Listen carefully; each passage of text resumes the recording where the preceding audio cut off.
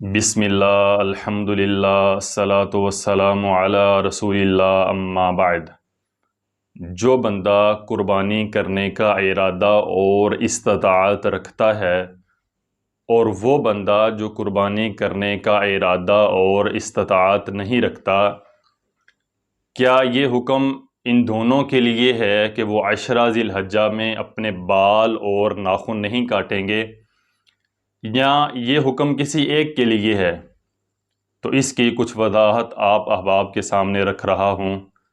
صحیح مسلم کی روایت ہے، سیدہ ام سلمہ رضی اللہ تعالیٰ عنہ بیان فرماتی ہیں کہ رسول اللہ صلی اللہ علیہ وسلم نے ارشاد فرمایا، من رأى ہلال ذی الحجۃ واراد ان یضحی، جو بندہ ذو الحجہ کا چاند دیکھ لے اور وہ یہ ارادہ رکھتا ہے کہ وہ قربانی کرے گا، اس کے پاس استطاعت موجود ہے اور اس کو علم ہے کہ وہ قربانی کرے گا، فلا یأخذ من شعرہ ولا من اظفارہ، تو اسے چاہیے کہ وہ نہ اپنے ناخن کاٹے اور نہ اپنے بال کاٹے۔ یہ رسول اللہ صلی اللہ علیہ وسلم نے اس آدمی کو منع کیا ہے جو قربانی کرنے کا ارادہ رکھتا ہے۔ اور ایک دوسری روایت ہے صحیح مسلم کی، رسول اللہ صلی اللہ علیہ وسلم نے فرمایا، فَلَا يَمَسَّ مِن شَعْرِهِ وَبَشَرِهِ شَيْئًا، آپ نے فرمایا جو بندہ ذو الحجہ کا چاند دیکھ لے اور قربانی کرنے کی استطاعت اور ارادہ رکھتا ہے، اسے چاہیے کہ وہ اپنے بالوں اور جلد کی کسی بھی چیز کو نہ اتارے۔ تو ان احادیث سے معلوم ہوتا ہے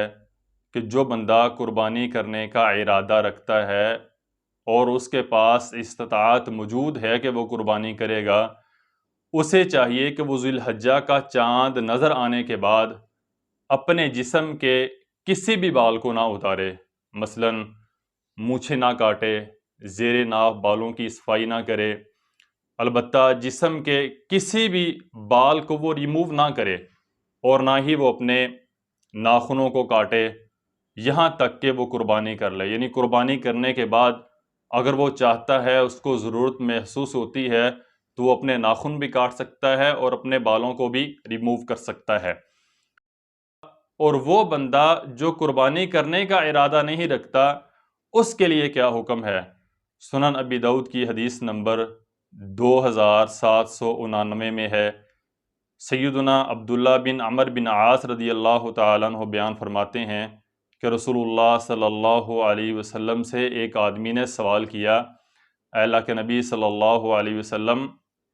میرے پاس دودھ دینے والا جانور ہے، اگر میرے پاس دودھ دینے والے جانور کے علاوہ کوئی اور جانور نہ ہو تو کیا میں اس دودھ دینے والے جانور کی قربانی کر سکتا ہوں؟ تو رسول اللہ صلی اللہ علیہ وسلم نے فرمایا کہ تو اس دودھ دینے والے جانور کی قربانی نہ کر، ہاں البتہ تو اپنے بال کاٹ لینا، اپنے ناخن کاٹ لینا، اپنی مونچھیں تراش لینا اور اپنے زیر ناف بالوں کی صفائی کر لینا۔ اگر تو ایسا کرے گا فَتِلْكَ تَمَامُ أُضْحِيَتِكَ عِنْدَ اللَّهِ، تو یہ اللہ کے ہاں تمہاری کامل قربانی تصور کی جائے گی۔ یعنی جو بندہ قربانی کرنے کا ارادہ نہیں رکھتا اور اس کے پاس استطاعت موجود نہیں ہے کہ وہ قربانی کرے، تو اس کے لیے یہ حکم ہے کہ وہ بندہ اگر قربانی کا ثواب لینا چاہتا ہے تو وہ عید کی نماز کے بعد اپنے ناخن تراش لے، اپنی مونچھوں کو تراش لے، اپنے بال کاٹ لے اور اپنے زیر ناف بالوں کی صفائی کر لے۔ اگر بندہ یہ عمل کرے گا تو یقیناً اللہ سبحانہ و تعالیٰ اس آدمی کو ایک قربانی کے برابر اجر و ثواب عطا کریں گے۔ تو ان احادیث سے یہ معلوم ہوتا ہے کہ یہ جو قید ہے کہ 10 ذی الحجہ میں بالوں کو نہ کاٹیں اور اپنے ناخنوں کو نہ کاٹیں، یہ قید صرف اس آدمی کے لیے ہے جو بندہ قربانی کرنے کا ارادہ رکھتا ہے اور اس کے پاس اتنی استطاعت موجود ہے کہ وہ قربانی کرے، تو اسے چاہیے کہ وہ ذی الحجہ کا چاند دیکھنے کے بعد سے لے کر قربانی کرنے تک اپنے بالوں کو اور اپنے ناخنوں کو نہ کاٹے، اور اس کے بعد اگر